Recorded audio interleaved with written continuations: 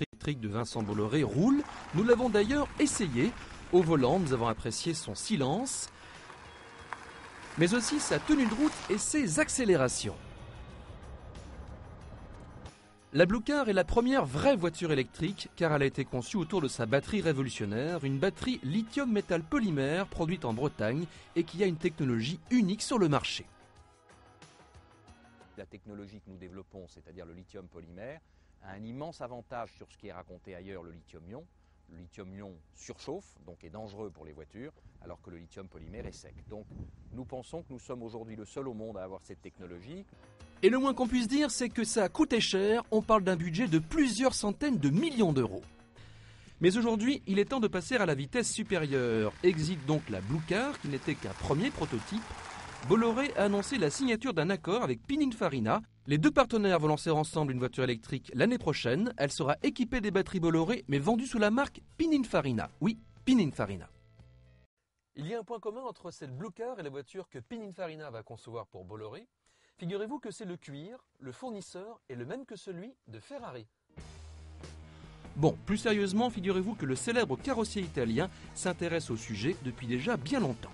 On a étudié soit au niveau de packaging, soit au niveau de sécurité, soit au niveau de compatibilité de motorisation hybride. On a déjà étudié plusieurs fois le thème de la voiture, de la petite voiture de la ville. Tout ce que l'on sait, c'est que l'objectif est de faire un modèle haut de gamme. Ça sera une voiture premium, comme on dit. Ce sera une voiture qui doit être cohérente avec la marque Pininfarina. Et ça fait on va essayer d'être cohérent avec nos histoires.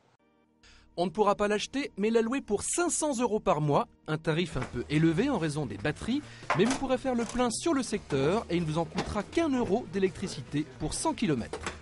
Ce sera une voiture qui sera reconnaissable, parce qu'il faut, je crois, que les gens se rendent compte que la voiture électrique existe, mais ce sera une voiture familiale que tout le monde pourra utiliser et qui aura au moins 250 km d'autonomie.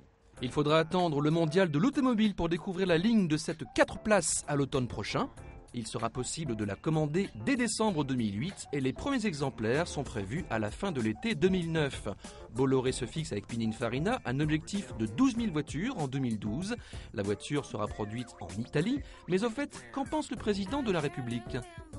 Écoutez, je ne sais pas du tout, je sais qu'il est très sensible aux problèmes d'écologie, comme la plupart des grands dirigeants et en particulier les Français.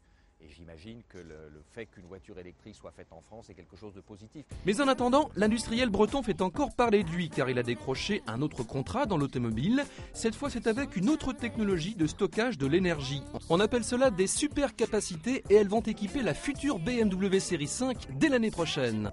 Ces produits permettent d'économiser jusqu'à 20% de carburant en récupérant l'énergie au freinage et en plus, ça apporte un surcroît de puissance. Plus d'autonomie, plus de pêche au démarrage. Et il faut quand même savoir en plus que c'est comme un turbo dans une voiture traditionnelle.